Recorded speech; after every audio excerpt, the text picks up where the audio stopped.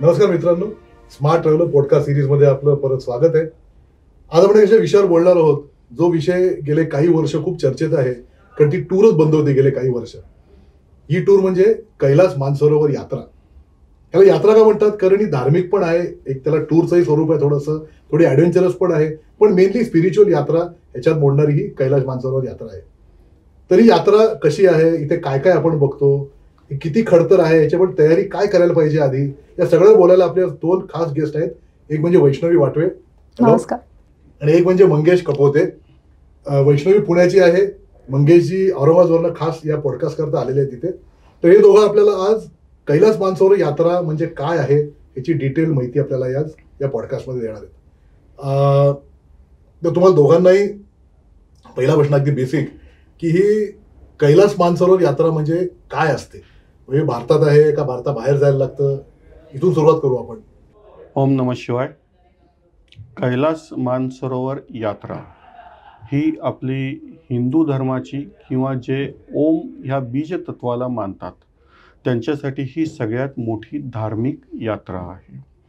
कैलास पर्वत जिथे साक्षात शिवजीचा वास आहे, हा इथे शिवजी, पार्वती आणि त्याच्या बाजूला आहे गणेश पर्वत जिथे गणेशचा वास आहे. ही आपली हिंदू धर्माची खूप मोठी पवित्र यात्रा ही मानल्या जाते.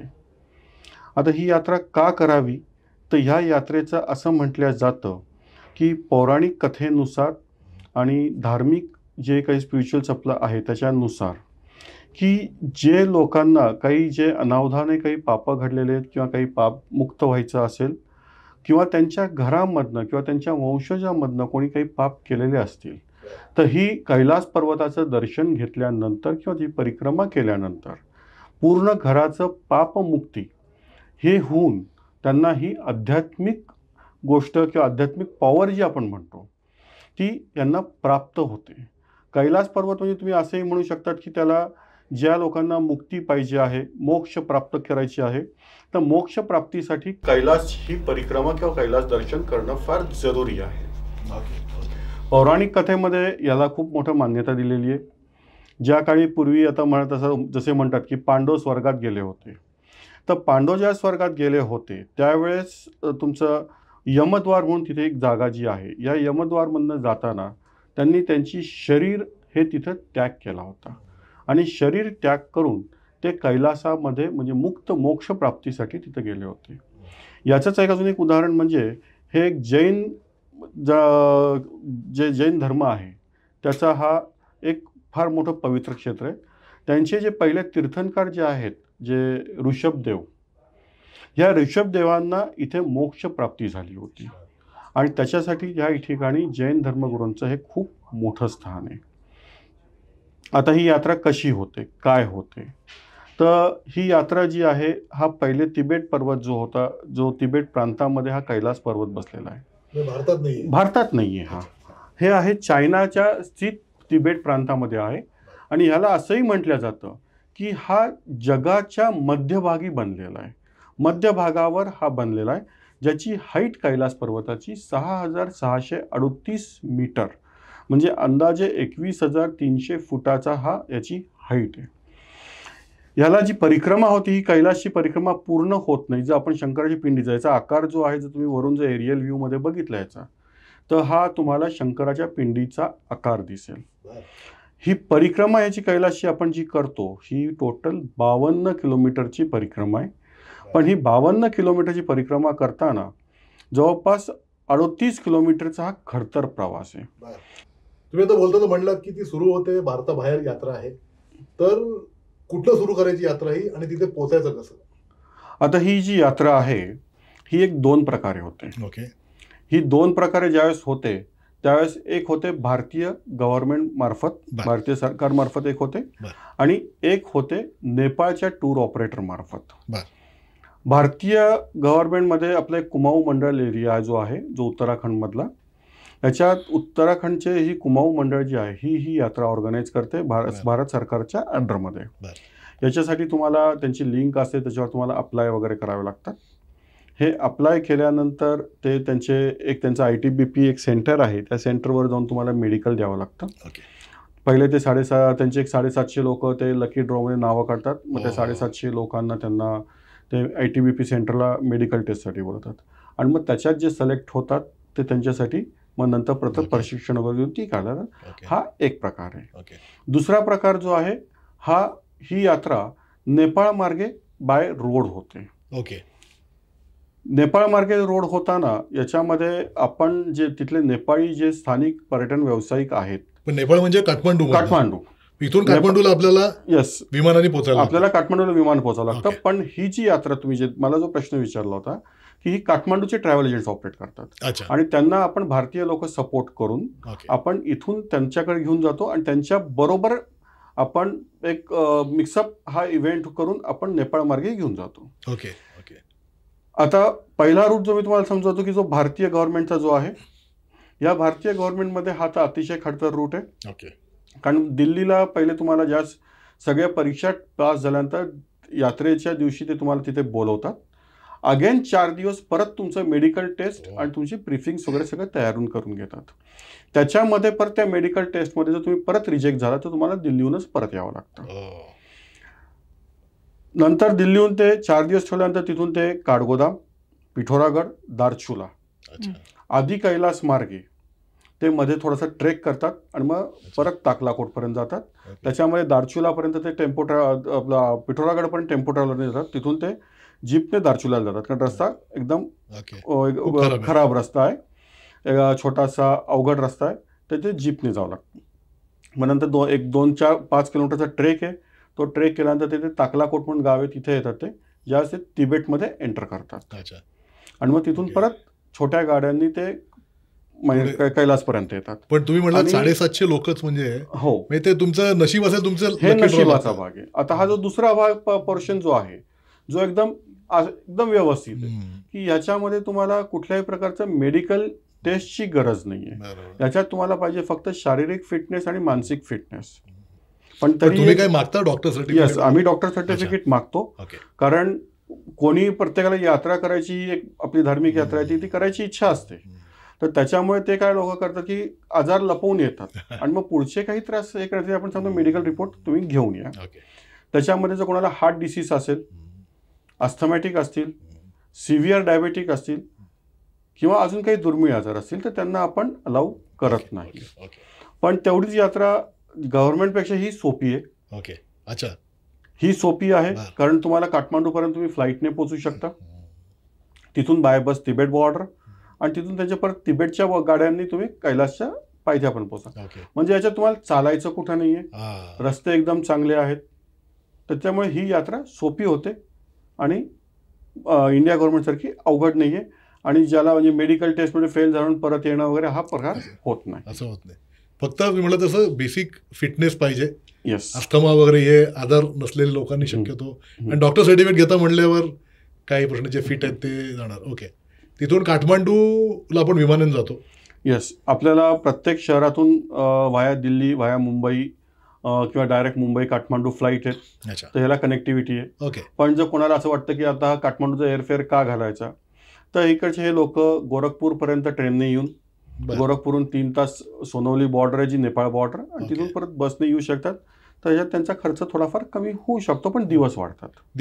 बरोबर. तर काठमांडूला गेल्यावर तिथे काय 1-2 दिवस मुक्काम करायला लागतो का, काय सिस्टम असते? काठमांडूला गेल्यानंतर आपल्याला 2 दिवस तो मुक्काम करावाच लागतो. हा मुक्काम यासाठी की कधी कोणाचं फ्लाईट डिले झालं किंवा कुठे रोडमध्ये काही प्रॉब्लेम झाला तर 1 दिवस तो स्पेअर. त्याच्यानंतर आपण यात्रेला निघायच्या अगोदर आपण काठमांडूला पशुपतीनाथ दर्शनाचं जो आपला मेन आहे एक ज्योतिर्लिंग, त्याचं दर्शन घेऊनच आपण कैलास परिक्रमेला पुढे निघतो.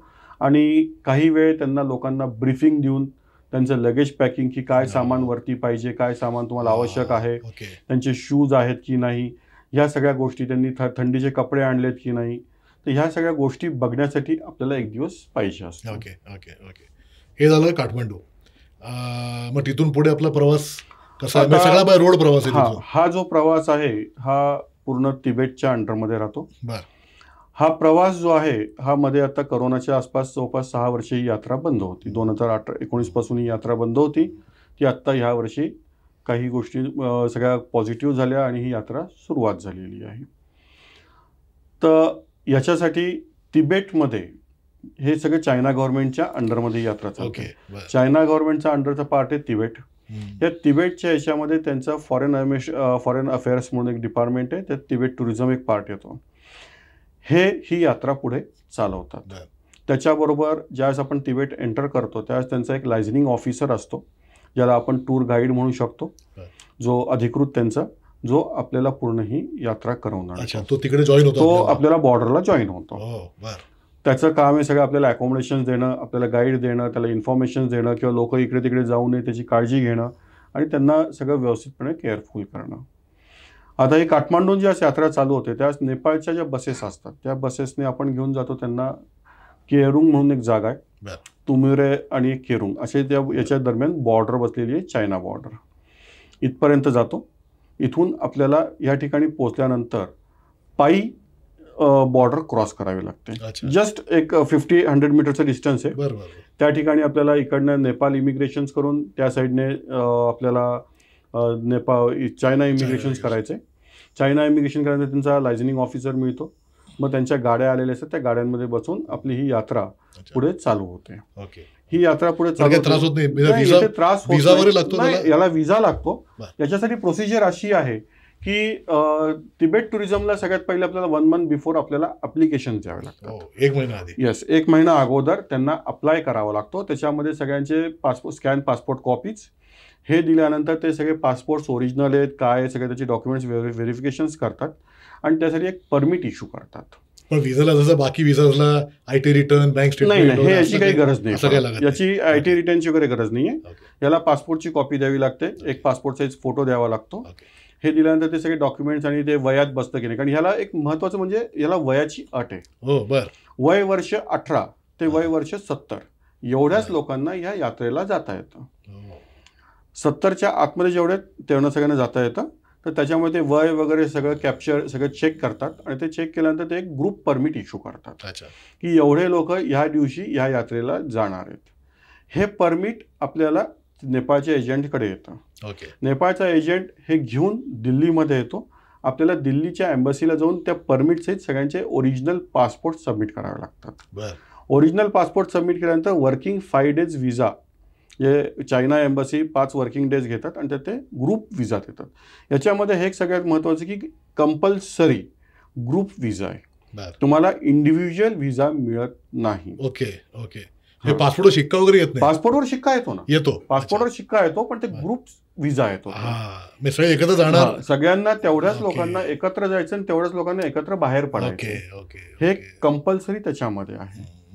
म्हणजे काही जणांच्या लक्षात येतं की बाबा नाही आम्ही तर आमचं मग 2 दिवस अजून लहासा फिरू हे करू, तर तसं ह्या यात्रेमध्ये नाही करता येत.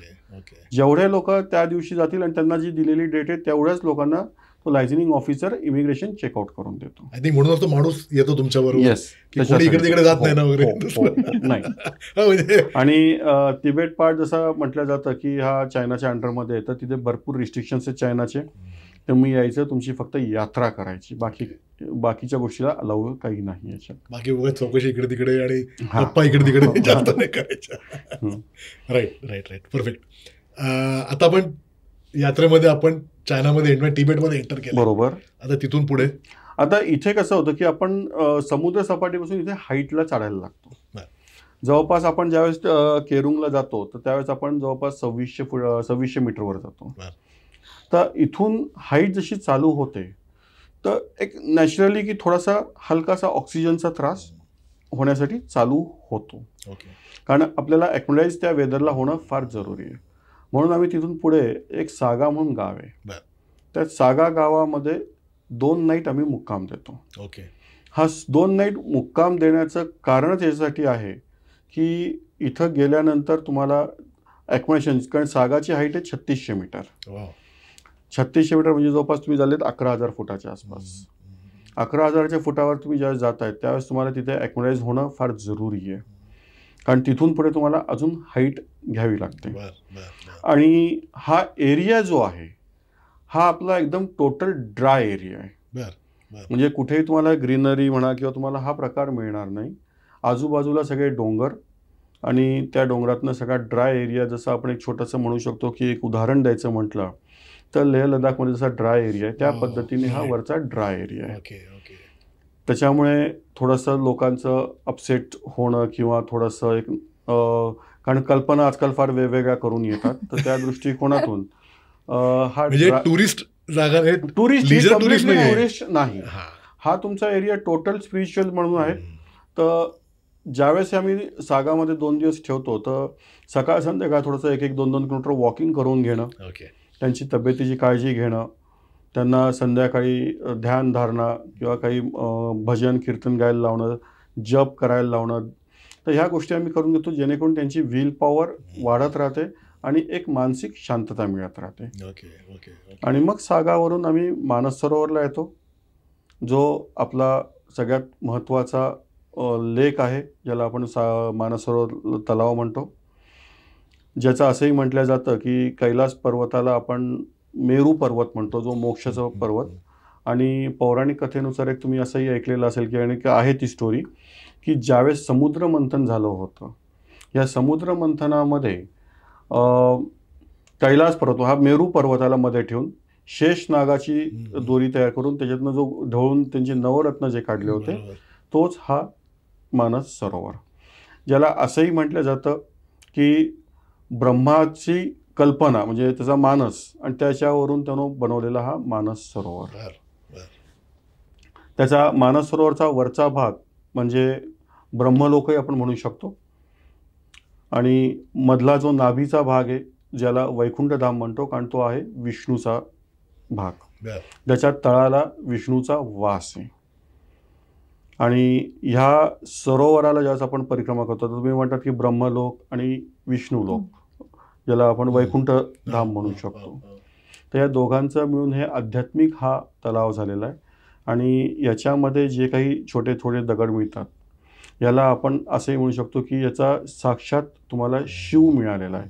याच्यात तुम्हाला प्रत्येक दगडामध्ये तुम्हाला शिवाचा कण बसलेला आहे, देवाचा अंश, प्रत्येक देवाचा अंश त्या दगडामध्ये बसलेला आहे. तर त्याच्यासाठी हे त्याला महत्त्व आहे, त्याच्यात आंघोळ करणं तेच महत्त्वाचं आहे. आणि या दोन्ही धामाला आपण परिक्रमा करून आपण तिसरा धाम जो आहे कैलास धाम, तिथे आपण हा एक धार्मिक याचा हे आहे. पण हे मानसरोवर तलावाला परिक्रमा 1 दिवसात करता येते? हो, मानस सरोवरला परिक्रमाला 1 दिवसात करता येते. अच्छा.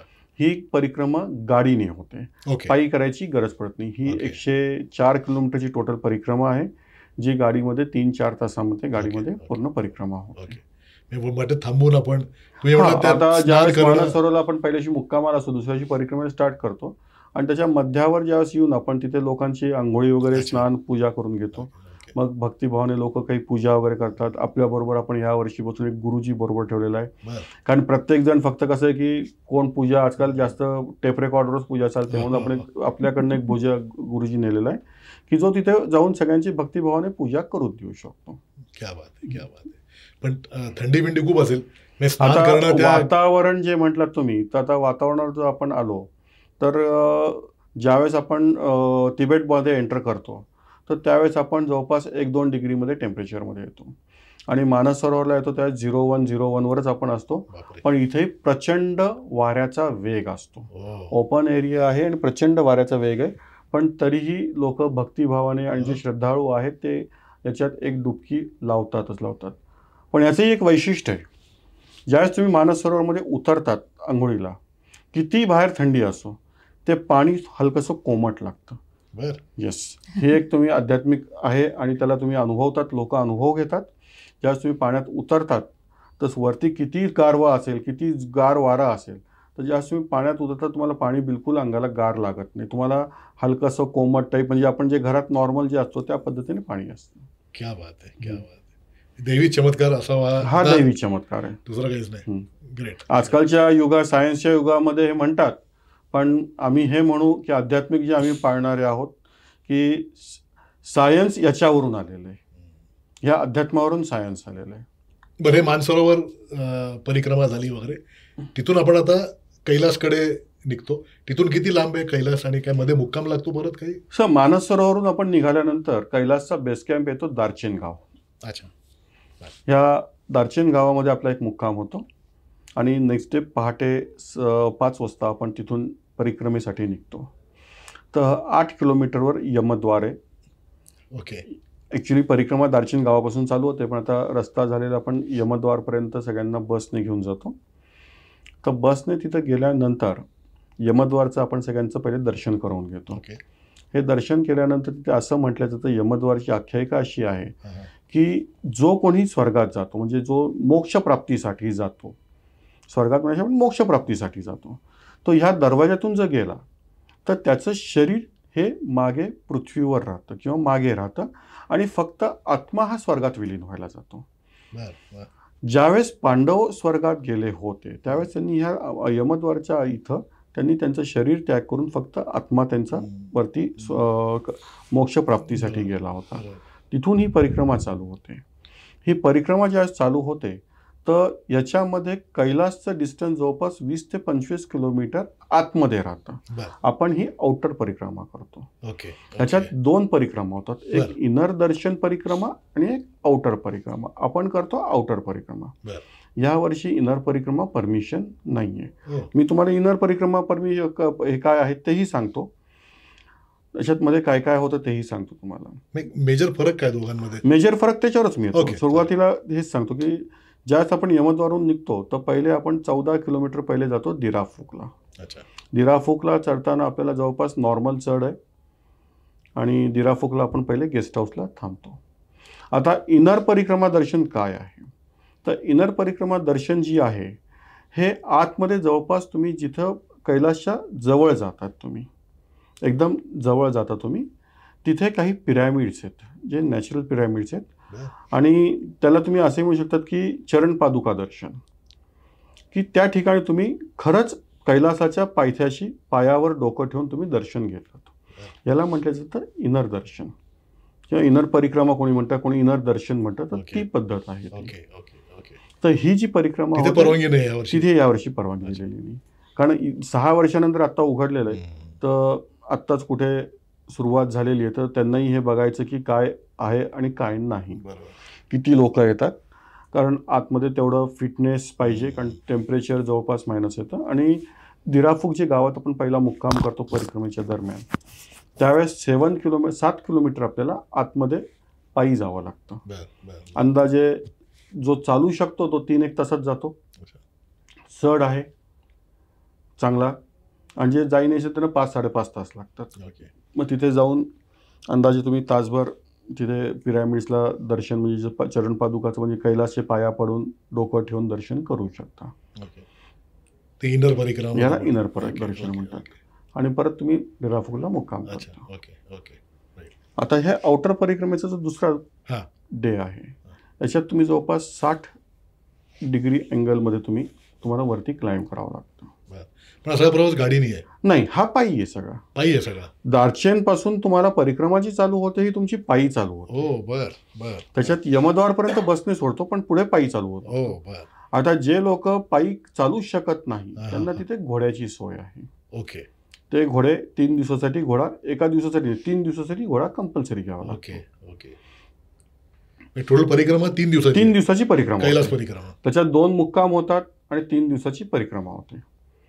पहिला मुक्काम दिराफुकला होतो. दुसऱ्या दिवशी तुम्ही चढायला सुरुवात केली की तुम्ही 60 डिग्रीमध्ये चढतात. या ठिकाणी तुम्हाला बर्फ आणि चढ भरपूर आहे. बर. काही वेळेस तुम्हाला बर्फातूनही चालावं लागतं आणि बर्फ आता जुलै ऑगस्टमध्ये यावेळेस तर आता बर्फ नसेल, तर चढ आहे.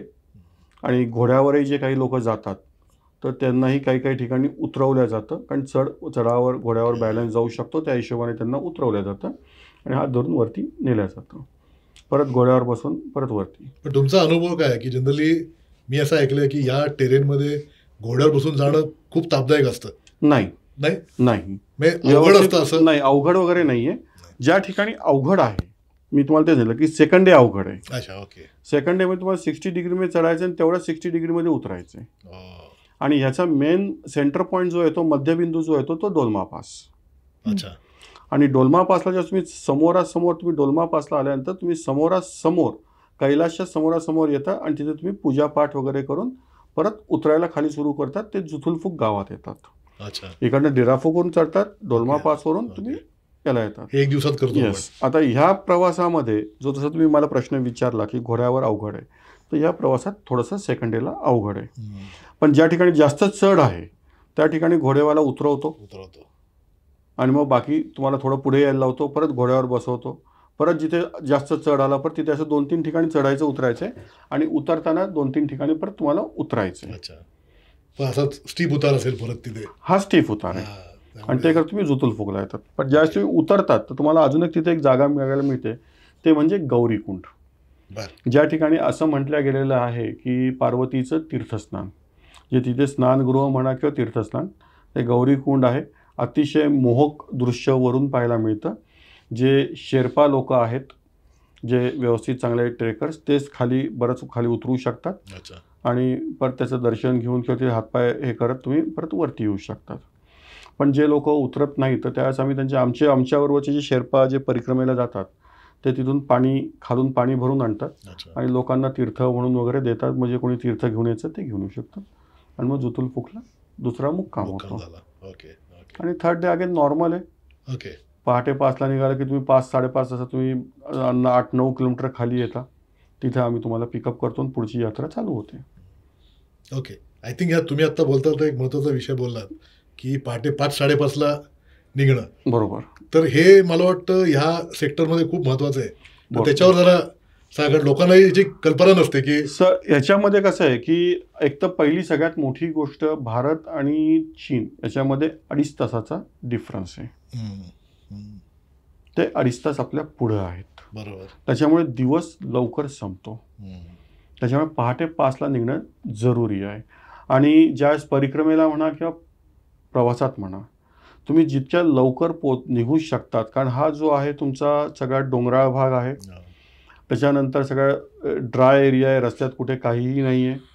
तर जितक्या पहाटे लवकर निघू शकतात तितक्या लवकर तुम्ही मुक्कामी पोचू शकतात, जेणेकरून जे संध्याकाळी काही अर्थाचेच काही अडीअडचणी असतात त्या तुमच्या सगळ्या संपून जातात आणि आरामही व्यवस्थित होऊ शकतो. नाही तर लोकांना ती कल्पना पाहिजे की रोज पहाटे 4ला उठून येस, आवरून 5ला बाहेर याच्यासाठी पडायचं. तुम्ही ही टोटल यात्रेला येतात. ही कुठली लिजर ट्रिप नाही आहे. हा. ही कुठली लिजर ट्रिप नाही आहे. इथे फक्त आणि फक्त भक्तिमय वातावरण आणि ज्याला कैलासवर श्रद्धा आहे, ज्याला कैलासचं दर्शन घ्यायचं आहे, मनापासून दर्शन घ्यायचं आहे, ही यात्रा फक्त तेवढ्याच लोकांसाठी आहे. ज्याला पिकनिक म्हणून यायचं आहे त्यांच्यासाठी ही नाही. बिलकुल. कारण इथे दुसरं कुठलंही मेन पर्यटन स्थळ नाही. इथे कुठल्याही प्रकारचं तुम्हाला कुठे जाऊन शॉपिंग नाही, मॉल्स नाही. इथे सगळा ड्राय एरिया आहे आणि फक्त भक्तिमय, ज्याच्यात तुम्हाला मानस सरोवरचं एक दर्शन होतं, राक्षसतालचं दर्शन होतं. राक्षसताल ज्यावेळेस रावणाने भगवान भोलेनाथाची प्रार्थना केली, त्यांची तपश्चर्या केली होती, त्यात भोलेनाथ म्हटले होते की माग तुला काय पाहिजे, तर त्यांनी तो कैलास हलवायचा प्रयत्न केला होता. आणि कैलास उचलून जाताना ते उचलू नाही शकले. त्यावेळेस भोलेनाथाने पाहिलं की कैलास हलवतोय. त्यावेळेस भोलेनाथाने फक्त अंगठा एका ठिकाणी दाबला होता, तिथे पाणी निघालं होतं, ज्याला म्हटलं जातं की राक्षसताल. तर ती जागा तुम्हाला बघायला मिळते. गणेश पर्वत, ज्या ठिकाणी गणेशाचा वास आहे, एकदम कैलास पर्वताच्या बाजूला आहे. ज्याची आख्यायिका तुम्हाला ही पण माहिती असेल की भगवान शंकरांनी आणि पार्वतीने दोन्ही त्यांची 2 पोरं कार्तिकेय आणि गणेश दोघांची एक हे घेतली होती, त्यांची परीक्षा घेतली होती की कोण सगळ्यात पहिले पृथ्वीला प्रदक्षिणा मारून येईल. त्यावेळेस गणेश भगवान आपल्या उंदरावर बसून त्यांनी आई वडिलांना प्रदक्षिणा मारली होती आणि कार्तिकेय मोरावर गेले होते. आणि त्यावेळेस आले त्यावेळेस त्यांनी पाहिलं गणेश ते इथंच आहे, त्यांनी सांगितलं. तर त्यावेळेस भगवान शंकरांनी त्यांना सांगितलं होतं की गणेशाचं स्थान माझ्याजवळ असेल, आणि ते रागाने कार्तिकेय निघून गेले, ज्यांचं स्थान खाली केरळमध्ये साबरीमलाला आहे. करेक्ट. तर गणेश पर्वत आपल्याला पाहायला मिळतो. इथे अजून एक जागा जी आहे अष्टपाद म्हणून, जे दार्चेन गावापासून आपल्याला जावं लागतं. दार्चेन गावापासून जवळपास 25 किलोमीटर जीपने जावं लागतं. खूप चढ आहे. आता तो यात्रा बंद केलेली आहे त्यांनी. तिथे जे मी तुम्हाला सगळ्यात सुरुवातीला सांगितलं होतं की जैन तीर्थंकर, जे पहिले जैन तीर्थंकर आहेत ऋषभदेव, त्यांना जिथे मोक्षप्राप्ती झाली होती त्यांचं मंदिर, आणि बौद्धिस्ट जे लोक बौद्धिस्ट मानतात त्यांची शेरलुंग गुंफा म्हणून तिथे आहे. आणि ह्या ठिकाणून तुम्हाला नंदी पर्वताचं क्लिअर दर्शन मिळतं. जे शंकरासमोर जो एक नंदी असतो ते नंदी पर्वताचा तिथे एक पर्वत आहे, त्याचं दर्शन तुम्हाला क्लिअर मिळतं. आणि कैलासाचं असंही म्हटलं जातं की जे काही मोठ्या महत्त्वाच्या नद्या आहेत, ब्रह्मपुत्रा झालं, गंगा झालं, तर ह्या नद्यांचं 4-5 नद्या ज्या आहेत त्यांचं उगमस्थान हे कैलास आणि कैलासच्या जवळून आहे. तर ज्यावेळेस तुम्ही अष्टपादला जातात तर त्या ठिकाणून तुम्हाला शिवच्या जटेतून गंगा खाली धर्तीवर येते, हे तुम्हाला तिथनं गंगा वाहतानाचं दिसतंय. आणि तो भास होतो की तुम्हाला शिवच्या जटेतूनही गंगा बाहेर पडते. अरे तुम्ही म्हणलात की ही लिजर टूर नाही आहे, पिकनिक नाही आहे, अगदी बरोबर आहे. पण भक्तिभाव प्रत्येकामध्ये असायलाच पाहिजे. त्याच्याबरोबर हा जे तुम्हाला जगावेगळ्या गोष्टी बघायला मिळतात त्या बघण्याच्या ओढीने पण लोकांनी यायला काही हरकत नाही. म्हणजे माझं म्हणजे असं कोणाचंही नाही की तुम्ही येऊ नये, पण कसं आहे की आजकाल म्हणजे आजकालचा जो बदलता काळ आहे आणि लोकांचं जे यूट्यूब किंवा बाकीच्या गोष्टीवरून सोशल मीडियावरून जे काही गोष्टी नॉलेज घेत आहेत, तर त्या गोष्टीवर मी तुम्हाला हे म्हटलं की बाबा तिथे काही शॉपिंग मॉल्स किंवा असं हे नाही आहे. तुम्हाला निसर्ग बघायला या, कैलासाचं दर्शन घ्या. परिक्रमा करणं काही असं हे नाही आहे, पण तुम्ही निसर्गाचं दर्शन घ्या. त्यात तुम्हाला अनेक गोष्टीचा अनुभव प्राप्ती होईल. माझं म्हणत होतं असं होता की मी ट्रेंड असं बघितलंय, तुम्ही जास्त चांगलं सांगू शकाल की कैलास मानसला येणारे जनरली 40+ 50+ हा जास्त क्राऊड येतो असं असावं. तर यंग क्राऊडनी पण जावं असं माझी इच्छा आहे. कारण सर म्हणजे ज्या वयात त्यांना शक्य आहे सहज जाणं. तुम्ही यंग क्राऊड म्हणतायत, आम्ही म्हणतो की प्रत्येकाने जावं. हा ते तर आहेच, प्रत्येकाने जावं. तुम्ही जेवढ्या याच्यामध्ये कमी वयामध्ये ही यात्रा कराल, मी स्पेसिफिक परत वापरतो यात्रा, तर तुम्ही ही जी यात्रा कराल तर ह्या यात्रेमध्ये तुम्हाला जो पायी परिक्रमा करणं, त्याच्यात आध्यात्मिक ज्ञान घेणं, आध्यात्मिक गोष्टीची दर्शनं घडणं, ह्यालाही खूप मोठं हे होतं. तर त्याच्या दृष्टीतून कमी वयाच्या लोकांनी, यंग जनरेशनने तर जायलाच पाहिजे. पण आमचं म्हणणं आहे की पिकनिक म्हणून नका जाऊ. तुम्ही तो निसर्ग बघायला जा, त्याची अनुभूती घ्यायला जा. तुम्ही कैलास काय आहे त्याची माहिती घ्यायला जा, ध्यानधारणा करायला जा. तुम्ही ह्या गोष्टीसाठी जा आणि जे आपलं धर्म आहे त्याचा तो गोष्टी टिकवून ठेवा. त्याचा आध्यात्मिकपणा, त्याचं पावित्र्य हे तुम्ही त्याचं टिकवून ठेवा. बरोबर. नाही, मला वाटतं तुम्ही बोलला ते बरोबर आहे की लोकांना हे कळणं गरजेचं आहे की पिकनिक नसून लिजर टूर नाहीये. थोडं त्या भावनेत जा की आपल्याला खडतर प्रवास आहे, पण जे बघायला मिळणार आहे ते काहीतरी अद्भुत आहे आणि ते बाकी भारतात कुठे का जगात कुठे मिळणार नाही. बरोबर. तर ह्या जरी यंग लोक आले, आय थिंक तिथे गेल्यावर तो भावुकपणा आपोआपच लोकात येईल असं माझा, ते सगळं बघितल्यावर आपोआपच लोकांमध्ये येईल तो असं अंदाज आहे. मंगेशजी, आता बोलता तुम्ही वेदरचं बोललात वगैरे, तर ह्याला सीझन कुठला चांगला असतो यायला? आणि दुसरं महत्त्वाचं म्हणजे मी ऐकलंय की इथे पौर्णिमे दिवशी शक्यतो तिथे असलेलं म्हणजे मानसला का कैलासला ते तुम्हीच सांगा, तर त्याचं महत्त्व काय आहे? सर, या यात्रा सुरुवात होतात मे एंडपासून. अच्छा. कधी कधी मे मिडपासूनही चालू होतात, डिपेंड्स ऑन द वेदर. आणि ह्या सप्टेंबर एंडपर्यंत चालतात. अच्छा, बेस्ट. याच्यामध्ये मे एंडपासून चालल्यानंतर थोडंसं पहिले जुलै ऑगस्टमध्ये पावसाचा त्रास असायचा, कारण रस्ते नव्हते. आता सगळे व्यवस्थित रस्ते झाले, त्याच्यामुळे वेदरचा काही जास्त रस्ते पावसामुळे काही त्रास होत नाही. इथे एक खास आहे, जे दर पौर्णिमेला इथं एक वेगळी ऊर्जा निर्मिती होते. ज्यावेळेस पौर्णिमेला पूर्ण चंद्रप्रकाश या सरोवरमध्ये पडतो, तर एक वेगळी ऊर्जा निर्मिती होते, पॉझिटिव्हनेस म्हणतो आपण, त्या पद्धतीने हा एक तयार होतो. आणि ही ऊर्जा जी काम करते, जे लोक आध्यात्मिक लोक जे ध्यान धारणेला येतात किंवा जी तपश्चर्याला येतात, तर त्यांना ही एक वेगळ्या प्रकारची ऊर्जा निर्मिती होते आणि त्यांना ती जास्त पॉवरफुल बनवते. दुसरी गोष्ट, पौर्णिमेच्या प्रकाशात ज्यावेळेस पौर्णिमेचा पहिला प्रकाश कैलास पर्वतावर पडतो आणि मानस सरोवरावर पडतो, तर तो एक सरोवर जो एक उजाळून निघतो आणि कैलास पर्वतचं एक मोहक दृश्य दिसतं. हे बघण्यासाठी किंवा आध्यात्मिक प्राप्ती करण्यासाठी ही पौर्णिमेचं खूप मोठं महत्त्व आहे. पण चंद्रप्रकाशात आपण जाऊ शकतो तिथे? हो. अच्छा, चंद्रप्रकाशात जाऊ शकतो आपण. रात्र येईल का चंद्रप्रकाश? हो, नाही, काही फरक नाही पडत. आणि जिथे आम्ही मुक्काम करतो तिथून लेक हा समोरच आहे, त्याच्यामुळे रात्री लेकवरही तुम्ही बसू शकता. दुसरी गोष्ट, आता काही जण म्हणतात की देवदेवता आंघोळीला येतात वगैरे, तर तसं काही नाही आहे. दररोज ब्रह्ममुहूर्तावर तुम्हाला, जर तुम्ही त्याच्या सरोवराच्या किनाऱ्यावर जर बसलेत पहाटे 2:30-3च्या आसपास, तर तुम्हाला काही तारे तुटून या सरोवर पडताना दिसतील, ज्याला असं म्हटलं जातं की देवदेवता इथे स्नानासाठी ब्रह्ममुहूर्तावर या सरोवरात स्नानासाठी आलेले आहेत. पौर्णिमेला शक्यतो तो वेगळीच अनुभूती असेल, हा एक वेगळीच अनुभूती आहे. प्रश्नच नाही. आणि याच्यात दुसरी अशी गोष्ट महत्त्वाची आहे की ज्यावेळेस तुम्ही ही यात्रा करतात तर कॉस्ट खूप मोठी, काही युरोप टूरसारखी कॉस्ट बसते. पण ज्यावेळेस तुम्ही ज्या एरियात जातात, तर काही जणांना ज्यावेळेस तुम्ही मानस सरोवरून तुम्ही कैलासचं पहिलं रूप बघतात, तर काहींना ते घाबरवण्यासारखं रूप दिसतं, काहींना एकदम मोहक दिसतं. तर त्याच्यामुळे मानसिक स्थिती किंवा मानसिक चंचलता वाढायला लागते आणि त्याच्यावर ठरते की कोण किती परिक्रमा करणार आणि कोण किती परिक्रमा नाही करणार. तर हे या यात्रेचं पण एक अनुभूती ही फार वेगळी आहे. मला वाटतं तुम्ही यात्रेबद्दल खूप सविस्तर छान माहिती दिलीत. महत्वाचं म्हणजे खडतर यात्रा बऱ्यापैकी सोपी, तुम्हाला लेजर ट्रिप नाहीच आहे. तर याला प्रत्येकाने तयारी काय करावी, म्हणजे फिजिकल फिटनेसच्या बाबतीत तयारी किंवा आधुनिक कपडे असतील, बूट वगैरे वेगळ्या प्रकारचे, तर ते वैष्णवी चांगलं सांगेल. तयारी म्हणजे आपल्याला एकतर फिजिकल फिटनेस पाहिजे आणि फिजिकल फिटनेससाठी रोजचा थोडा सराव पाहिजे. जिमला कोणी जात असेल किंवा वॉकिंग चालू असेल, काही हायकिंग चालू असेल, जसं की आपल्याकडे बरेच लोक एव्हरी संडे सिंहगडला जातात किंवा बरेच लोक पर्वतीला जातात. मग त्याचा थोडा आपल्याला हेल्प होणार ह्या गोष्टींची.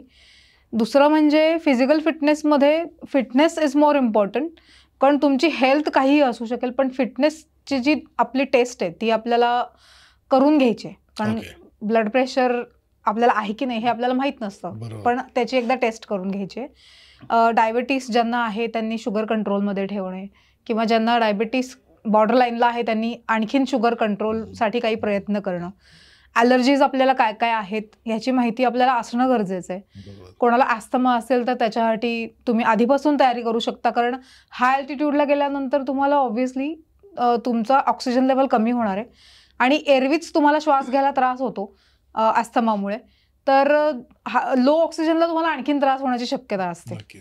सो त्याचं थोडं एक आपण प्राणायाम करणं, मेडिटेशन करणं असं जर प्रॅक्टिसमध्ये ठेवलं तर ॲस्थमा थोडा कंट्रोलमध्ये येऊ शकतो. ह्या 2-3 गोष्टी आहेत. फूड थोडंफार डाएट मेंटेन करायला सुरुवात करायला पाहिजे, कारण आपण यात्रेला आपलं किचन असतं स्वतःचं, त्याच्यामध्ये आपणच फूड प्रोव्हाइड करतो. त्याच्यामुळे हे व्हेजिटेरियन फूड देतो. आम्ही त्याकडे येणार होतो. फूड स्वतः किचन असते, स्वतः किचन आपलंच किचन असतं, तिथलं लोकल फूड नसतं. नाही, लोकल फूड म्हणजे चायनीज फूड असतं, ते आपण खाऊ शकतो एक दिवस, पण पूर्ण यात्रा आपण त्याच्यावर नाही करू शकत. So Indian continental vegetarian food आपण देतो. बरेच लोक असे प्रश्न विचारतात की एग्स मिळतील का किंवा रेड मीट, व्हाईट मीट, पण यात्रा असल्यामुळे नॉन व्हेजिटेरियन नाही. काही वेळेला तर कांदा लसूण सुद्धा त्याच्यामध्ये आपण देत नाही. पण बऱ्याच वेळेला संध्याकाळी जसं मंगेश मगाशी म्हणला की हॉट चॉकलेट आपण देतो to maintain the body heat किंवा टू मेंटेन द टेम्परमेंट, आणि सूप आपण सर्व करतो संध्याकाळच्या वेळेला. आणि व्हेजिटेरियन फूड तर आपल्याला सवय आहे, म्हणजे इंडियन्सला तसा काही प्रश्न येत नाही. पण लोकांच्या असं असतं की फिटनेस म्हणजे प्रोटीन इंटेक पाहिजे, मग त्याच्यासाठी एग्स पाहिजे वगैरे, पण हे तिथे नाही करू शकत आपण.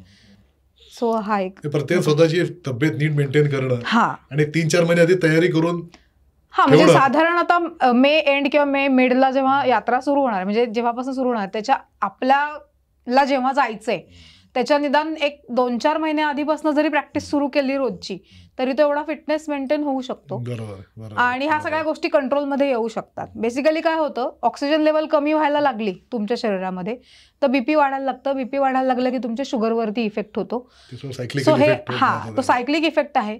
त्यामुळे तुम्ही जर प्राणायाम शिकता आणि त्याची प्रॅक्टिस रोज करताय तर लो ऑक्सिजनला सुद्धा तुम्हाला डीप ब्रीथ करून किंवा आणखीन ह्याच्यानी प्राणायामनी हेल्प होऊ शकते की तुम्ही निदान ऑक्सिजन लेवल मेंटेन करू शकाल, म्हणजे बाकीचे जे इफेक्ट होतात ते थोडे आपल्या बॉडीवरती कमी होतील. पण मग हे सगळ्या टेस्ट जे तू बोलली ते आपल्याला कुठे डॉक्टरकडे करून डॉक्टर सर्टिफिकेटवर लागतं, बरोबर? हां, आम्ही जनरली सजेस्ट करतो की तुम्ही MBBS डॉक्टरकडनं ह्या सगळ्या टेस्ट करून घ्या. त्याच्यामध्ये स्ट्रेस टेस्ट एक आहे, ओके. त्याच्यानंतर ट्रेडमिल टेस्ट की तुम्हाला वॉक करताना तुम्हाला किती ऑक्सिजन तुम्ही इंटेक करताय आणि हे करताय ते त्याच्यातनं आपल्याला कळेल. BP शुगर तर नॉर्मली आपल्याला MBBS डॉक्टर्स सांगू शकतात की काय आहे. आणि ॲलर्जी टेस्ट सांगण्याचं मागचं कारण असं आहे की तुम्ही जेव्हा तुम्हाला जर माहिती नाही की तुम्हाला कुठल्या एखाद्या गोष्टीची ॲलर्जी आहे आणि तिथे जर ती ॲलर्जी ॲग्रिवेट झाली तर तिथले जे आमचे डॉक्टर्स आहेत, आमच्या इथे बरोबर डॉक्टर्स पण असतात, कारण कोणाला काही व्हायला लागलं तर पटकन हेल्प पाहिजे त्याची. पण त्यामुळे त्या डॉक्टरला R&D करत बसायला लागतं की ह्याला नक्की झालंय काय. त्याच्यापेक्षा जर आपल्याकडे रिपोर्ट रेडी असेल आपल्या ह्याचा मेडिकल रिपोर्ट, तर त्याला सोपं पडतं की ह्याला पटकन ट्रीटमेंट कुठल्या प्रकारची द्यायची. सो जनरली आम्ही ह्या ट्रीटमेंट सांगतो. आणखीन लोक जे आता म्हणजे बरेच वेळेला लोक लिपिड प्रोफाईल पण करून घेतात, कोलेस्ट्रॉल करतात, हां त्या पण गोष्टी करून घेतात, पण ऐच्छिक आहे. पण ह्या 4 बेसिक टेस्ट तर म्हणजे कराव्यात असं एक आमचं सजेशन आहे. आणि त्याचं सर्टिफिकेट मग तुम्ही कॅरी करू शकता. बरोबर, बुकिंगला ते तुम्हाला लागतं सर्टिफिकेट शक्यतो आम्ही विचारतो, किंवा आमच्याकडे जो बुकिंग फॉर्म आहे त्याच्यामध्ये पण आम्ही ह्या गोष्टी मेन्शन केल्यात. सो माहिती तुम्हाला असेल तर प्रॉब्लेम नाही, पण जर माहितीच नाही कोणाला की आपल्याला आहे का नाही, म्हणजे BP आहे का नाही, शुगर आहे की नाही, किंवा कुठली ॲलर्जी आपल्याला आहे, तर त्याचं थोडंसं आपल्याला माहिती असलेली बरी असते. पण मग या पूर्ण यात्रेदरम्यान म्हणजे जे दुर्गम भाग आहेत, खास कर मानसरोवर साईडला किंवा कैलास साईडला, म्हणजे देरापूर गाव ते बोलले, तिथे मेडिकल फॅसिलिटीज असतात काही इन केस ऑफ इमर्जन्सी वगैरे? मेडिकल फॅसिलिटीज असतात आणि डॉक्टर्स पण बरोबर असतात. जसं ते म्हणलं की आपण एक पंडित बरोबर ठेवला, तसं आपण एक डॉक्टर्स पण बरोबर ठेवले. पूर्ण यात्रेमध्ये जे स्टेशन्स बनवलेले आहेत तिथे डॉक्टर्स किंवा इमर्जन्सी फॅसिलिटीज ह्या असतात. सो आपल्याला म्हणजे कोणाला काही व्हायला लागलं तर we have to contact them, आणि मग ते इमिजिएट आपल्याला हे करतात, ट्रीटमेंट चालू होतात त्याच्यामध्ये. बेसिक फॅसिलिटीज तिथे आहेत इमर्जन्सी वगैरे. Okay, great great. दुसरं महत्वाचं टेम्परेचर ते म्हणल्यामुळे ऑलमोस्ट 0च्या आसपास आहे किंवा -1 सुद्धा असेल, तर मग कपडे किंवा बूट, कारण ट्रेकिंग पण बरंच आहे सगळीकडे, तर कपडे आणि बूट काय प्रकारचे नावे किंवा कान टोपी, हातमोजे वगैरे असं काय? थर्मल्स घेऊन जाऊ शकतो आपण, आणि शूज कंपल्सरी आहेत. आम्ही एक आमच्याकडनं डाऊन जॅकेट प्रोव्हाइड करतो. शूज कुठले, नॉर्मल स्निकर का असे काही? नाही, ट्रेकिंग शूज चालू शकतील, कारण आपल्याला पुढे ट्रेक करायचा आहे. म्हणजे जर आपल्याला कैलासला जायचंय तर ट्रेक करायचा आहे. थर्मल सॉक्स पण मिळतात, सो आपण ते पण कॅरी करू शकतो. आणि ट्रेकिंग शूज काही वेळेला जे म्हणजे हिमालयन ट्रेकिंग शूज जे असतात त्याच्यामध्ये वॉटर रेझिस्टन्स पण असतं बऱ्यापैकी, आणि त्याच्यातनं हवा वगैरे पण बऱ्यापैकी काही ह्याच्यात आत जात नाही. काही शूज असतात ते ब्रिदिंग शूज असतात किंवा वॉक शूज असतात साधे, त्याच्यातनं हवा व्हेंटिलेशन होत असतं. पण इथे जर तुम्ही -डिग्रीला जाताय तर तिथे व्हेंटिलेशन नकोय, कारण मग पाय गार पडणार. त्यामुळे जे हिमालयन ट्रेकिंग शूज असतात की ज्याच्यामध्ये काही वॉटर रेझिस्टन्स पण असतं आणि बाकी तुमचं प्रोटेक्शन पण असतं पायाचं, तसे शूज आम्ही रेकमेंड करतो. सहज मिळतात कुठे? हो, मिळतात आपल्याकडे मार्केटला, कारण आता आपल्या पुण्यामध्ये इतक्या ट्रेकिंगच्या संस्था आहेत आणि बरेच लोक हिमालयन ट्रेक्स पण ऑर्गनाइज करतात. सो पुण्याच्या मार्केटला ह्या गोष्टी मिळू शकतील. खूप कॉमन आहे. बूट आणि बाकी नॉर्मल आपले बॅग्स आपण घेतो त्या, आम्ही एक डफल बॅग देतो सगळ्यांना. आणि कारण प्रत्येक वेळेला तुम्ही तुमची ट्रॉली बॅग किंवा ही बॅग घेऊन जाऊ शकत नाही, सो तुम्हाला जर डफल बॅग कॅरी करायची तर तुम्ही तशी कॅरी करू शकता. एक डाऊन जॅकेट देतो आम्ही, जे रिटर्नेबल बेसिसवरती असतं, ते तिथे आम्ही देतो वापरायला. ते वापरून झाल्यानंतर परत आम्हाला द्यायचं, मग आम्ही ते ड्रायक्लीन करून आम्ही पुढच्या बॅचला परत देतो. कारण त्या जॅकेट तुम्हाला तुमच्याकडनं परत घ्यायचं म्हणजे ते आपल्याला पुण्यात उपयोगाचं नाहीये, कारण पुण्यात एवढी थंडी पडत नाही. ते -डिग्रीसाठी आपण स्पेसिफिकली बनवलेले जॅकेट्स ते तिथे वापरायचे. बाकी थर्मल्स वगैरे तर आपण कॅरी करू, म्हणजे नॉर्मली -डिग्रीसाठी आपण थर्मलच कॅरी करतो. शक्यतो कम्फर्टेबल क्लोदिंग असं म्हणेन मी, खूप टाईट किंवा खूप लूज असं नाही, पण कम्फर्टेबल क्लोदिंग आणि ज्याच्यामध्ये तुम्ही व्यवस्थित राहू शकता. फक्त आय डोंट नो, मी कधी बघितलेलं नाही कशा साड्या बिड्या नेसून कोणी येऊ नये, कारण लडाखला जे काय प्रकरण चालतात साड्या नेसून जे फोटोग्राफी वगैरे चालते, हे अशा प्रकार तिथे होणार नाही, शक्यच नाही. असं म्हणजे असे आयडियाज पण लोकांनी नाहीये. हो, त्यामुळे म्हणजे कारण लोकांना कसं होतं, पँगॉंग लेक पण बघतात आणि मानस सरोवर पण बघतात, दिसायला दोन्ही सेमच दिसतं, त्याच्यामुळे आयडियाज डोक्यात खूपही येऊ शकतात. सो ह्या गोष्टी मेन्शन करणं खूप गरजेचं आहे की इट इज अ यात्रा. You should not be carrying anything like Punjabi dress चालू शकतात कारण की आपल्याला रोजची सवय असते आणि फुल कव्हर्ड असतं, त्याच्यामुळे त्याच्या आतमध्ये तुम्ही थर्मल्स वापरून तुम्ही कम्फर्टेबल राहू शकता. कोणाला जर म्हणजे स्लॅक्स म्हणा किंवा हाय अल्टिट्यूड क्लोदिंग पण मिळतं ऍक्च्युली. सो जर कोणाला हवं असेल तर ते घेऊ शकतात. कारण जे लोक हिमालयन ट्रेक्सला मी म्हणलं जे जातात तेव्हा ते हाय अल्टिट्यूड क्लोदिंग पण घेतात बऱ्याच वेळेला. आपल्याला तशी म्हणजे जे लोक आता रोज अशा प्रकारच्या ट्रिपला जाणार नाहीयेत त्यांनी नॉर्मल घेतलं तरी चालेल. तू म्हणले पण आपण कम्फर्टेबल ज्या कपड्यात क्लोदिंग फक्त विंटरची खास काळजी घेऊन तशी ऍडिशनल काही घेणं गरजेचं आहे. बरोबर. बूट आणि कानटोपी असेल कारण तिथे मॉल्स नाहीत ना, तुम्हाला आयत्या वेळेला काही खरेदी करायला लागलं तर काही मिळणार नाहीये. सो त्याची आधीच प्रिपरेशन करूनच तुम्ही त्या जर नसतील घरी कपडे तर खरेदी करा. म्हणजे मग तुम्हाला बॅग्स भरताना की काय काय आपल्याला घेऊन जायचंय ह्या गोष्टी. आणि खाण्याच्या होती तुम्ही तर तिथे व्हेज तुमचं किचन आहे इकडे, पण कोणी काही ड्राय स्नॅक्स वगैरे बरोबर कॅरी घेऊन जाऊ शकतात, तसं काही प्रॉब्लेम येत नाही. लोकांना ड्रायफ्रुट्स वगैरे लागतात आजकाल, तर त्यांनी एनर्जी मिळते आणि थोडं हिटी वाढते बॉडीतली. सगळं जातानाचा विमान प्रवास आहे त्याच्यामुळे वेट आपलं किती होतं त्याच्याप्रमाणे पण 23 किलो होऊ शकतं मेजर हे नाही आहे. पण नॉर्मल आपल्या बॅगा घेऊन चालतात लोक, काय हॅवर्स आहे का शक्यतो आणायला पाहिजे वगैरे असं काही आहे? नाही, आणू शकतात ना, म्हणजे चॉईस इज युअर्स. म्हणजे बॅग्स आणू शकतात. काही लोक सॅक्स पण घेऊन जातात आणि जसं मी म्हटलं तसं की आम्ही एक बॅग पण देतो. सो त्याच्यामध्ये पण काही सामान कॅरी होऊ शकतं पुढे. बरं, या यात्रेमध्ये आपण जेवणाबद्दल बोललो वगैरे, राहायची सोय कशी असते? सगळ्याकडे गावातही खूप छोटी छोटी असणार, दुर्गम गाव आहेत सगळी. बरोबर. तर राहायची सोय काय प्रकारचे, म्हणजे रेग्युलर हॉटेल सारखी असतात का?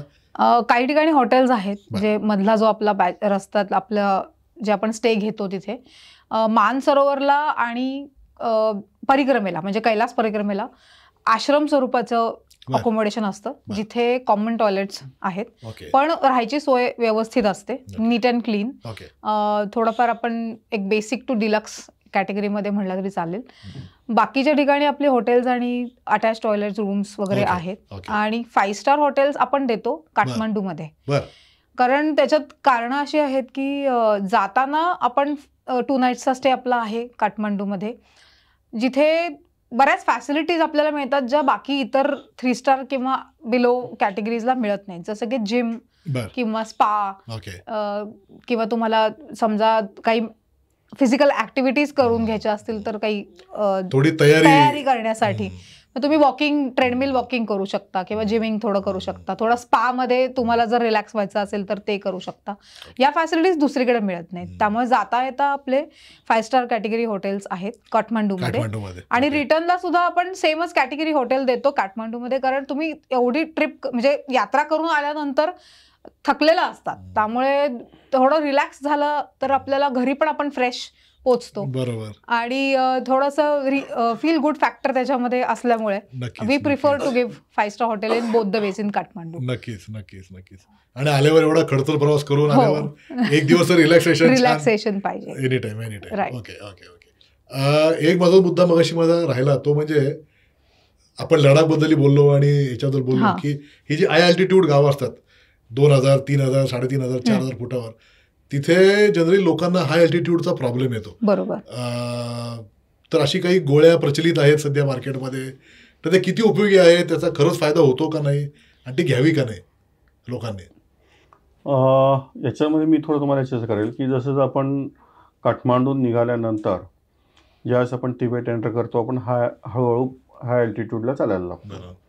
हा हाय अल्टिट्यूड सिकनेस हा जवळपास मॅक्सिमम लोकांना येतो, ज्याच्यामध्ये डोकेदुखी त्रास होणं, चक्रा येणं, नर्वसनेस येणं आणि काही जणांना काही पाणी जरी पिलं तर ओमेटून बाहेर पडणं. तर त्याच्यासाठी डायमॉक्स नावाची एक गोळी असते जी आम्ही तुम्हाला प्रत्येक वेळेस कंटिन्यू देत असतो, रोज रात्री वगैरे. या डायमॉक्सने तुमचा हाय अल्टिट्यूडनेस कमी होऊ शकतो. कारण जसं तुम्ही सागाला जाता 3600 मीटरवर, पुढे तुम्ही मानसरोवरला पोहोचतात जवळपास 4200 मीटरवर, दार्चेनला जातात 4400 आणि परिक्रमेच्या दरम्यान तुम्ही 5600 ते 6000 मीटरपर्यंत तुम्ही वरती पोचलेले असतात.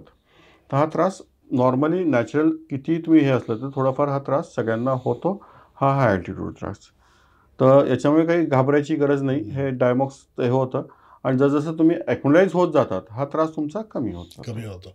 पण तुम्ही तिथे नेता गोळ्या बरोबर? येस, आमच्यावर डायमॉक्स अच्छा. गोळ्या वगैरे असतात. अच्छा. आणि जसं वैष्णवीने सांगितलं की आम्ही प्रत्येक ठिकाणी स्टेशनवर डॉक्टर्स ठेवलेले आहेत आणि सगळे परफेक्ट डॉक्टर्स विथ त्यांचे मेडिसिन्स आणि ऑल इक्विपमेंट्स बरोबर आहेत. प्लस आमच्याबरोबर आमच्या टीमबरोबर ऑक्सिजन सिलेंडर्स वगैरे असतात. आणि ह्या टीमबरोबर आमच्यावर एक गॅमा बॅग म्हणून असते, जी गॅमा बॅग तुमचं अल्टिट्यूड सिकनेस एकदम नॉर्मल तुम्हाला करते. जर एखाद्याला अल्टिट्यूड सिकनेस खूप जास्त झाला तर त्या बॅगची आम्ही बाहेर काढतो, त्याला फुगवतो, त्याला ऑक्सिजन वगैरे लावून त्याला त्या बॅगमध्ये ठेवतो. एक 15 मिनिटात तो एकदम तयार होतो. पण एकच आहे की त्या गॅमा बॅगमध्ये जर आम्ही कोणाला टाकलं तर तिथून तो पुढचा प्रवास नाही करू शकत, त्याला रिटर्न व्हावं लागतं. अच्छा. आणि ह्या याच्यामध्ये तुम्हाला हेही सांगतो की रिटर्न असाही माणूस लवकर येऊ शकत नाही, कारण हे तुम्हाला तिथला जो तिबेटियन लायसन्स ऑफिसर असतो तो इन्फॉर्म करतो. मग त्याच्यावर तुमचा विजा क्रॅक करतो की ग्रुप विजामधनं हे एवढे एवढे असे बाहेर पडत आहेत, तर मग त्याचेही चार्जेस वेगळे लागतात आणि ते मग त्यानंतरच तो बाहेर येऊ शकतो. अच्छा. अच्छा. शक्यतो बाहेर कोणी पडूच नाही अशा तयारीने जावं की पूर्ण मानसिक आणि शारीरिक फिट व्हावं. त्याच्यापेक्षा त्याच्यात सगळ्यात जास्त मानसिक फिट असणं फार जास्त गरजेचं. राईट. राईट. परफेक्ट. आता यावर्षी ऑलरेडी आता जून आलाच आहे, तर आता तारखा कुठल्या कुठल्या, त्यातल्या पौर्णिमे तारखा कुठल्या आणि बाकी टूरच्या तारखा कुठल्या? याच्यामध्ये आम्ही ज्या तारखा डिक्लेअर केल्या जवळपास आम्ही 4 बॅचेस या सीझनला ऑपरेट करतोय. जो पण लोकांची जी काही डिमांड आहे आमच्याजवळ आणि ज्या पद्धतीने आम्ही बुकिंग फ्लो बघतोय आणि 6 वर्षानंतर प्रत्येकाला कैलास करायचो, 6 वर्षापासून सगळे थांबलेले होते, तर 4 बॅचेस आम्ही टाकलेल्या आहेत. त्यात 10 जुलै, 3 ऑगस्ट, 21 ऑगस्ट आणि 7 सप्टेंबर. पण याच्यामध्ये आम्ही फक्त फुल मून म्हणजे ज्याला पौर्णिमेची बॅच जी म्हणतात ती एकच बॅच घेतलेली आहे, जी 3 ऑगस्टची आहे. कारण कसं आहे की पौर्णिमेला यावर्षी गर्दी भरपूर राहणार आहे, लोकांचे मग दर्शनं चुकवू नये त्या दृष्टिकोनातून आम्ही बघतोय की बाबा सगळ्यांना कैलास दर्शन व्हायला पाहिजे. कारण तिथली कॅपॅसिटी, तिथली डिमांड आणि तिथला सप्लाय या दोन्ही गोष्टीचं कन्सिडरेशन करताना फक्त एकच बॅच आम्ही फुल मूनची ठेवलेली आहे. रेस्ट ऑफ बाकीच्या सगळ्या बॅचेस ठेवलेल्या आहेत. आणि मानस सरोवरच्या किनाऱ्यावरच आमचा आश्रम असल्यामुळे तिथे रोज रात्री आम्ही त्यांना 2:30-3 वाजता आम्ही त्यांना तो नजारा आम्ही दाखवू शकतो. पण आता याला बुकिंग ज्याला सप्टेंबरला जायचंय त्यांनी बुकिंग किती आधी करावं? सर बुकिंग आम्ही प्रत्येक बॅचचं चालू केलेलं आहे. अंदाजे 10 जुलैची आमची 30 लोकांची बॅच जवळपास झालेली आहे. 3 ऑगस्टलाही आमच्याकडे फार लिमिटेड सीट्स खाली आहेत. 21 ऑगस्ट थोडासा गणपतीच्या याच्यात आलेली आहे, पण काही लोकांचं डिमांड होतं की आम्ही गणपती तिथं करायचा आमचा आहे विचार किंवा तिथे जाऊन दर्शन, तर त्या दिवशी ती बॅच आहे. तर त्याच्यातही ठीक आहे, ते थोडेफार आहेत खाली सीट्स. आणि 7 सप्टेंबरची जी गणपती आणि दसऱ्याच्या मधली घेतलेली शेवटची बॅच ती पण आमच्याकडे बुकिंग त्याचं चालू आहे. लवकर लोकांनी जितक्या लवकर करू शकतात, कारण प्रत्येक बॅच ही आमची मॅक्सिमम 30 ते 35 लोकांची, कारण तिथे जो आम्हाला जो स्लॉट मिळालेला हा 30-35 लोकांचाच मिळालेला आहे आणि तेवढ्या हिशोबाने आम्ही काम करतोय. आणि 30-35 नेल्यानंतर कसं आहे की लोकांकडे काळजी करणं, त्याचं लक्ष ठेवणं, प्रत्येकाचं रात्री मॅक्सिमम त्रास हे रात्री होतात तर त्यांच्यावर लक्ष ठेवणं, हे सगळ्या गोष्टी पर्सनल अटेन्शन आम्हाला द्यायचं असेल तर थोडासा ग्रुप साईज छोटा. आणि हे कसं आहे ग्रुपनीच जायला पाहिजे, इथे FIT नाही करत, शक्यच नाही, त्याच्यामुळे शक्यच नाही. ग्रुपनीच झालं पाहिजे आणि तरच ते पॉसिबल आहे. या सगळ्या त्याचा खर्च ग्रुप जेवढा मोठा कराल तेवढा मग ऑर्गनायझर्स वरती पण लोड येतो. सो नाही, सांभाळणे अवघड आहे ग्रुप अशा स्टेजेस मध्ये. तर मंडळी, तुम्ही आज या दोघांकडनं कैलास मानसरोवरचं खूप डिटेल्ड माहिती ऐकली. दोघंही एक्सपर्ट आहेत. स्वतः मंगेशजी 8 वेळा परिक्रमा करून आले आहेत. 50हून जास्त वेळा ते यात्रेला गेलेले आहेत आणि 8 वेळा परिक्रमा केली आहे त्यांनी कैलास आणि मानस सरोवरची. त्यामुळे भरपूर पुण्य त्यांना मिळालं या सगळ्या यात्रेदरम्यान. तर तुमची काही इच्छा असेल या टूरवर जायची, यात्रेवर जायची, तर या दोघांचेही नंबर खाली स्क्रोल होत आहेत. कोणाला तुम्ही कॉन्टॅक्ट करू शकता आणि लवकरात लवकर बुकिंग करा. जेवढं लवकर बुकिंग कराल तेवढं त्यांना तुमची पुढे सोय करणं सोपं होईल. माझं असं म्हणणं आहे की प्रत्येक वयोगटातल्या माणसांनी ही यात्रा नक्की करावी. ह्याला काही एज लिमिट नाही आहे. 70 अपर एज लिमिट आहे, 18 लोअर एज लिमिट आहे. तर जेव्हा यंग आहात तेव्हा यात्रा केली तर तुम्हाला जास्त सोपं होईल. 50च्या पुढे परत वेगवेगळे प्रॉब्लेम चालू होतात, मग ते त्यांनी अडचण येण्यापेक्षा यंग एजला ही यात्रा प्रत्येकाने नक्की करावी. तर दोघांचे धन्यवाद छान माहिती दिल्याबद्दल. आणि नक्की दर्शकांना एक वेगळा अनुभव आला असेल आणि तुमच्याकडे आता भरपूर फोन येणार अशी माझी नक्की खात्री आहे. तर दर्शको, धन्यवाद. आणि सर्वात महत्त्वाचं आमचा चॅनल लाईक आणि सबस्क्राईब नक्की करा. थँक्यू.